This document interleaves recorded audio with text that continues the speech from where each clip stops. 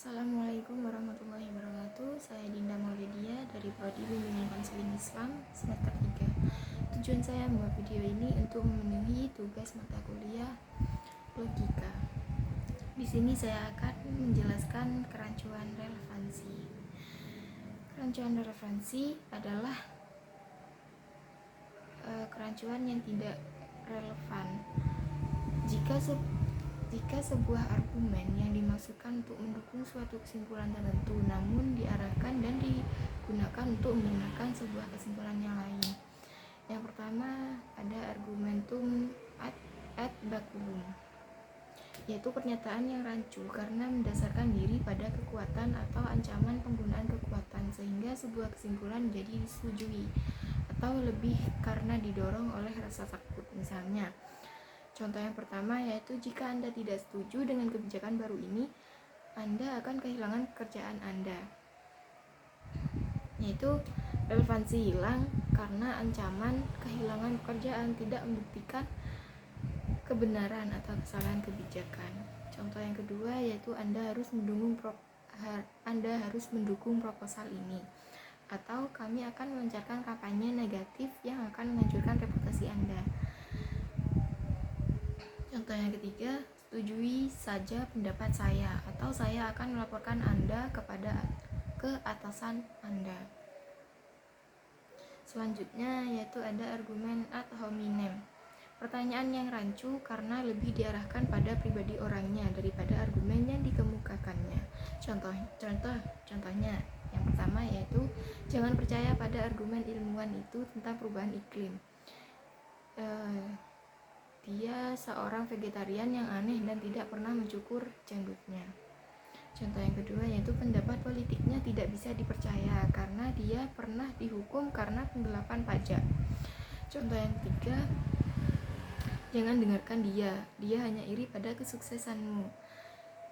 Selanjutnya yang ketiga yaitu ada argumentum ad ignorantiam, yaitu pernyataan yang rancu karena pernyataan dari ketidaktahuan atau sesuatu yang tidak terbukti benar. Misalnya, contoh yang pertama yaitu tidak ada bukti yang menunjukkan bahwa hantu itu tidak ada, jadi hantu itu pasti ada.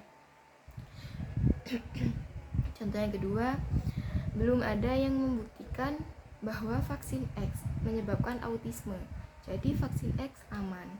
Contoh yang ketiga yaitu tidak ada yang bisa membuktikan bahwa Tuhan tidak ada, jadi Tuhan pasti ada.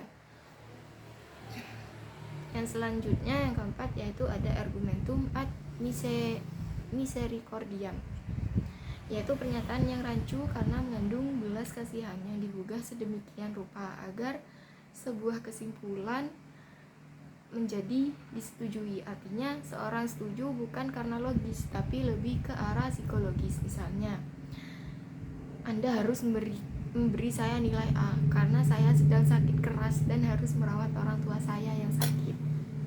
Contoh yang kedua yaitu tolong donasikan uang Anda kepada saya sangat miskin dan tidak punya tempat tinggal. Contoh yang ketiga yaitu saya harus dibebaskan dari hukuman karena saya memiliki anak kecil yang membutuhkan saya.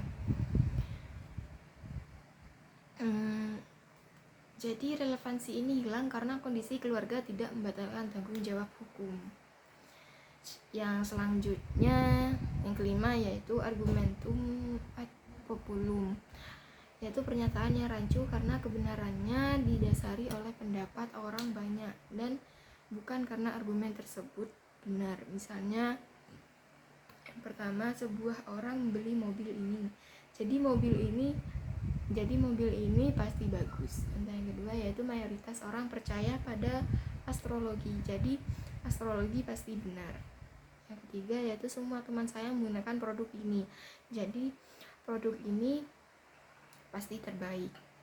Selanjutnya yaitu ada argumentum ad facundiam, yaitu pernyataan yang rancu karena mendasarkan pembenaran dari dukungan atau pendapat pada kewibawaan orang terkenal yang sebenarnya tidak mempunyai kompetensi untuk menyatakan hal tersebut atau tidak relevan.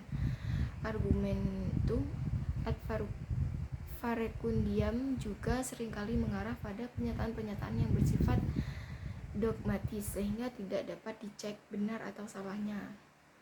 Misalnya, contoh yang pertama yaitu seorang selebriti mengatakan produk ini tidak bagus. Seorang selebriti mengatakan bahwa produk ini bagus, jadi produk ini pasti bagus. Yang kedua yaitu ilmuwan terkenal itu mengatakan bahwa bumi datar, jadi bumi pasti datar. Contoh yang ketiga yaitu dokter saya mengatakan bahwa pengobatan herbal ini efektif, jadi pengobatan ini pasti efektif. Dan yang terakhir yaitu ada argumentum ad ignominiam, yaitu pernyataan yang rancu karena mendasarkan pembenaran dengan cara membuat lawan bicara merasa malu. Pernyataan diterima bukan karena masuk akal, tapi karena rasa malu itu tadi. Misalnya, contohnya yang pertama yaitu jika Anda tidak mendukung kebijakan ini, Anda dianggap tidak patriotik. Contoh yang kedua yaitu Anda harus menyetujui proposal ini, atau Anda dianggap bodoh dan tidak berpengetahuan. Jadi relevansi ini hilang karena penghinaan tidak membuktikan kebenaran proposal tersebut. Contoh yang terakhir yaitu jika Anda tidak setuju dengan saya, Anda akan dianggap sebagai orang yang tidak bermoral. Yaitu relevansi ini hilang karena penghinaan moral tidak membuktikan kebenaran argumen. Mungkin hanya itu saja yang bisa saya jelaskan tentang kerancuan relevansi. Baik, cukup sekian dari saya. Mohon maaf apabila ada kesalahan. Wallahul muwaffiq ila aqwamit thoriq. Wassalamualaikum warahmatullahi wabarakatuh.